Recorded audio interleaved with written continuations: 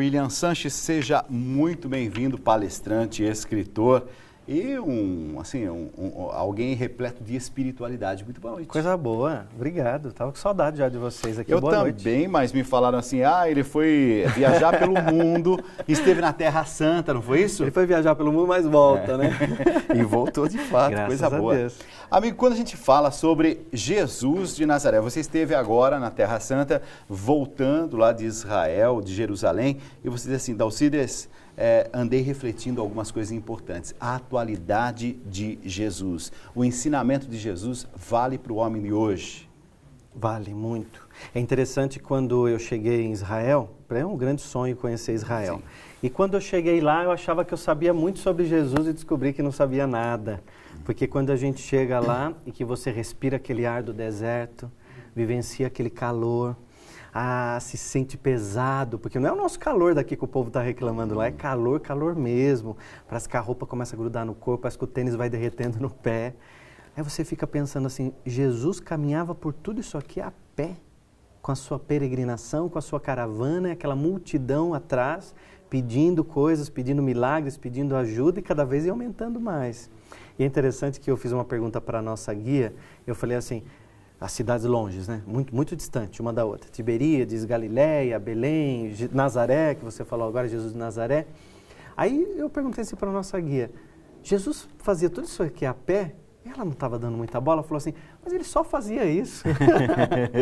Quer dizer, parece que ela está tão acostumada a falar da cidade, da parte histórica, esqueceu um pouco da parte humana de Jesus. Ele só fazia isso, né? Como se fosse uma coisa simples. O trabalho dele era esse. O trabalho dele era esse, então deixa ele fazer, né?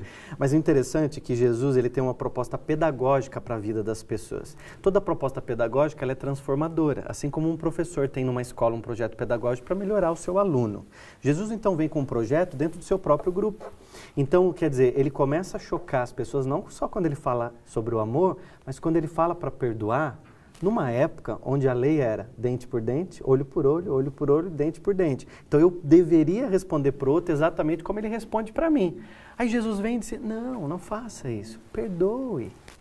Então, quer dizer, ele choca mais quando ele fala para as pessoas perdoarem. Porque se alguém me fez mal, eu tenho, aliás, que devolver esse mal, na época lá, né, há mais de 2015 anos, porque principalmente a minha honra ia ser questionada. Então, eu deveria devolver, tinha gente que devolvia até com a mesma moeda. Troco maior, com a mesma moeda. Jesus começa, a partir desse momento, uma revolução. Nós somos acostumados a dizer sempre assim, Jesus mudou o mundo, Jesus mudou pessoas mudaram o mundo. E Jesus, tão humilde, ainda diz para os discípulos assim, a obra de vocês será muito maior do que a minha. Jesus, mesmo sendo intelectualizado, sabendo ler e escrever, nunca escreveu nenhuma linha. E a gente tem tudo que nós sabemos de Jesus, e eu vou dizer para você, Dalcides, você tem um conhecimento amplo também sobre Jesus, que nós sabemos 2% sobre Jesus. Esse homem fez muita coisa. Imagina se a gente fosse escrever a história da sua vida hoje, nós pegaríamos os exemplos mais importantes da sua vida para contar. Mas nós não vamos contar tudo que você fez, onde você andou, com quem você falou. Então, quer dizer, Jesus fez muito mais do que nós sabemos que ele fez. E Jesus me surpreende a partir desse momento. Uma das coisas que me chama a atenção, a capacidade de Jesus de contar histórias, a capacidade de dizer coisas tão profundas, mas de uma forma tão simples. Esse dom da comunicação de Jesus, eu acho que foi assim fundamental para que a sua mensagem chegasse até hoje. Um dos maiores comunicadores de todos os tempos, porque Jesus conseguiu levar a sua mensagem sem ferramenta nenhuma, sem televisão, sem rádio, sem internet, sem nada, sem nenhuma ferramenta tecnológica mesmo. E eu fui conhecer a sinagoga em Cafarnaum, onde Jesus ensinava. E uma das coisas que eu percebi é que a sinagoga era muito pequena. Então ficava muita gente por lado de fora. Então eu ouvia falar sobre a sinagoga, ouvia falar sobre o Monte das Oliveiras, onde Jesus falou sobre as bem-aventuranças, e eu ficava pensando, puxa, deve ser muito longe, por que será que Jesus foi lá? E de repente, eu percebi, aprendi lá que Jesus ia aos sábados, enchia muito, como ele precisava falar para aquele número de pessoas, principalmente as mulheres que ficavam do lado de fora da sinagoga. Olha Jesus com a sua sensibilidade, valorizando a mulher numa época onde a mulher não era valorizada, porque a mulher não era obrigada a ir à sinagoga, mas ela tinha o direito de ir. E as mulheres iam para ouvir Jesus. E Jesus também sabia que as mulheres transformariam seus lares.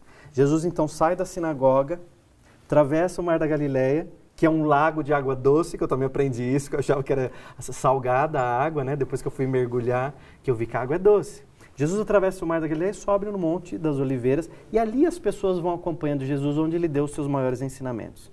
E o Monte das Oliveiras faz esse formato, Dalcides, como se fosse uma concha, né? Como se fosse uma panela, na verdade um anfiteatro, porque Jesus falava daqui e as pessoas se assentavam e fazia eco às palavras de Jesus. Então todo mundo conseguia ouvir o que aquele homem estava falando. Então existia um código muito bacana que quando Jesus se assentava, todos se assentavam e o silêncio era absoluto. Então imagina você ouvir Jesus dizendo para você e aquelas pessoas iam transformando, contando. Como Jesus, olha o poder da comunicação, como Jesus não tinha nenhuma ferramenta tecnológica, Jesus transformava as pessoas com o que elas possuíam de bom dentro delas. Jesus transformava o que elas tinham de bom. Essas pessoas retornavam para a casa delas falando de Jesus com um brilho nos olhos, contando, eu conheci um homem bom que acredita no amor, na educação, tem uma vida melhor que essa, vale a pena sonhar. Quem estava em casa e nunca ouviu falar de Jesus, o que você faria? Eu quero conhecer, claro. Deixa eu ir lá ver quem é esse homem. E a multidão vinha para conhecer Jesus. Mesmo que fosse, no primeiro momento, só curiosidade. Só curiosidade. Muitos iam por curiosidade e eram transformados, tocados pelo amor daquele homem, né? A Carminha Celeste Paião de Blumenau, Santa Catarina, está dizendo assim que sempre fica esperando sua vinda, que gosta muito de você. Obrigado. E para você tocar num ponto que acho que você tocou numa das primeiras vezes que veio aqui, nunca mais falou sobre isso, que Jesus valoriza mais o presente e o futuro do que o passado. Eu adoro essa reflexão. É isso mesmo. Porque Jesus nos ensina a refletir sobre o nosso futuro. Quando Jesus, ele fala para Zaqueu, desce daí, que eu vou dormir na tua casa, Jesus não está interessado em quem Zaqueu era, quem ele tinha feito até agora, quais eram seus erros, seus deslizes. Jesus estava interessado em quem Zaqueu iria se transformar. Quando Jesus vê aquela mulher que vai ser apedrejada, e ela vem na direção, as pessoas vêm trazendo aquela mulher, Jesus não está interessado em que ela fez antes. Jesus está interessado em quem aquela mulher vai ser. Quando Jesus diz para ela, vá e não peque mais, aquela mulher corre para uma vida nova. Então o que interessa para Jesus é quem você quer ser daqui para frente. Porque o que nós fizemos de erro é a nossa cabeça, o que nós tínhamos na época, mas nós evoluímos. Então eu preciso melhorar isso. Você está falando agora, está me vindo assim um pensamento. Seria natural que naquele momento em que fica só ele e esta mulher que seria apedrejada, diz o texto bíblico, que restou ele e ela. E ele diz assim, mas ninguém te condenou? Ela diz, não. Então, né? Quem sou eu, né? Segue o seu caminho. Interessante. Naquele momento, eu acho que se fosse eu, assim, ou talvez assim, uma outra pessoa com essa mentalidadezinha mais tacanha, pequena, né? Como a minha, iria dizer assim, por que queriam apedrejar você? Né? Conta um pouco da sua história. Eu ia querer saber alguma coisa ali do passado, ou pela curiosidade, ou então para tentar ajudar, mas Jesus olha para frente e a possibilidade de uma vida nova sem tanta explicação. E Dalcides, não nos ensina até hoje, porque o que tem de gente que eu conheço sofrendo o passado, falando de problemas do passado, doenças que já foram curadas, tem gente que ainda guarda em casa exame, quebrei o pé, tá lá, chapona guardada, joga fora tudo isso, fica guardando o passado em casa. Isso. Você já viu? Tem gente que guarda resultado de exame de 2 anos. 1991. Joga esse passado fora, vida nova, é olhar para frente, né? E quando a gente olha para frente, você não gasta a energia que está lá para trás. Olha como Jesus já ensinou a gente a olhar para frente há mais de 2000 anos e nós continuamos insistindo a olhar para baixo. Luiz Henrique Casoni com a gente, vamos lá. Dalcides, a gente tem aqui a participação de Brasília, que chegou através do redevida.com.br/tribuna, é a Luciane de Oliveira. Ela está escrevendo aqui, ó, as pessoas muitas vezes julgam o outro com o pretexto que aquilo que pregam está na Bíblia, apontando o dedo, dizendo o que é certo ou o que é errado. Esquecem muitas vezes que Jesus ama, que Jesus acolhe. Ela deixa aqui uma pergunta muito interessante, olha só. Como querer bem o próximo em tempos de tanta intolerância, William? Mas eu acho interessante a gente falar que hoje nós temos tanta intolerância se a gente comparar a época de Jesus. Se você faz esse tipo de comparação, você vai observar que hoje nós estamos num momento maravilhoso. Hoje você pode ser quem você quiser, você pode escrever na internet o que você quiser. E de repente, quando as pessoas discordam de você, é o momento de você refletir também sobre isso, né? Quando alguém aponta para você com a desculpa de que aquilo está na Bíblia e agora você está errado, lembre que Jesus não julgou. O que mais nos atrapalha é uma mente que julga. E a nossa cabeça julga o tempo todo. Eu dei um exemplo agora do pé quebrado. Se você vê uma pessoa com uma bengala, uma muleta, você olha para ele, o seu cérebro na hora tenta encontrar uma resposta.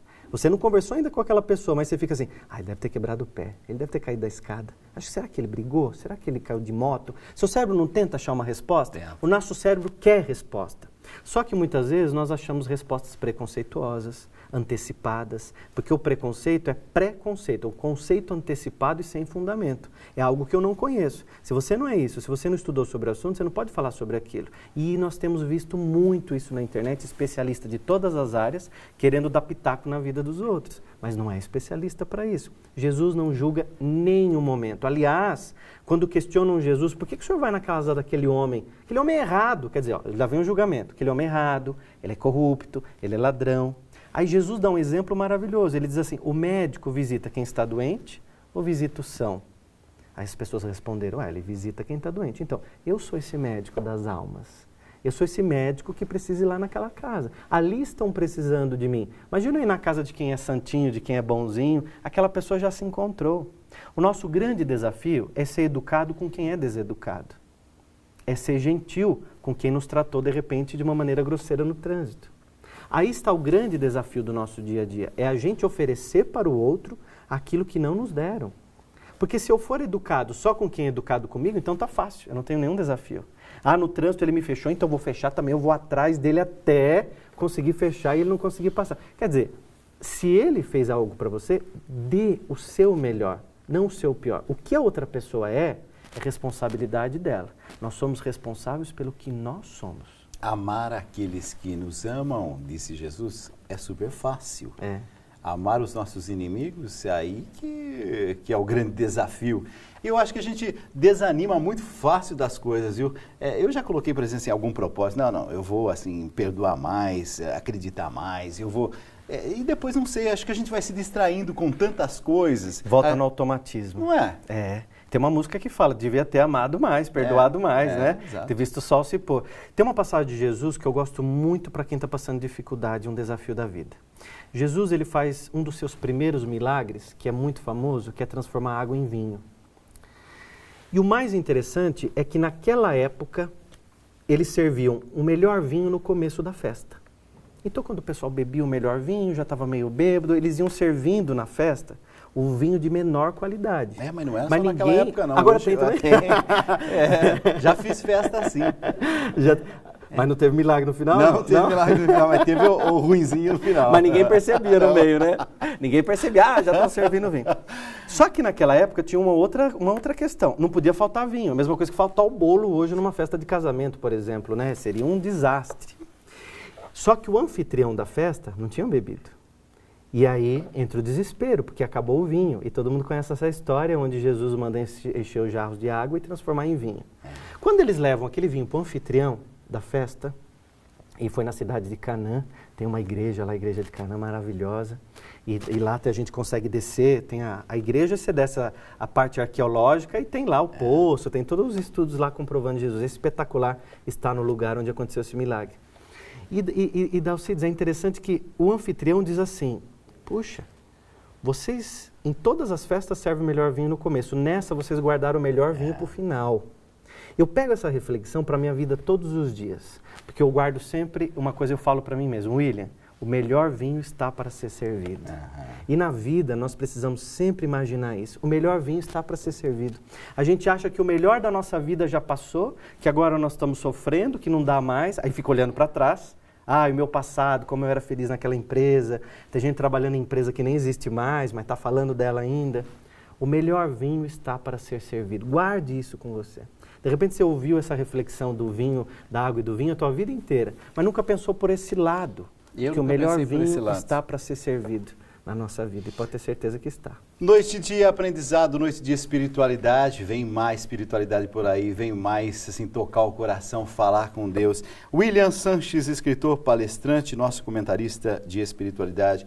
Obrigado por ter vindo. Eu meu que irmão. agradeço. E espero também os nossos telespectadores no rádio todas as manhãs. Todas as manhãs, que horas? Das 6 às 8 da manhã na Rádio Boa Nova, no AM 1450. Aqui em São Paulo, Aqui na em São região Paulo. aqui de São Paulo. E o Brasil todo pela internet. Pela Rádio internet. Boa Nova. Ou no meu site, está aparecendo no meu site, é Qual é o seu site? williamsanches.com.br. williamsanches.com.br. Tá aparecendo mesmo, tô vendo aqui, é isso aí. Eu já sou de William, casa, tô pensando o quê? Obrigado, Obrigado gente. por ter vindo Obrigado pelo carinho. mais uma vez.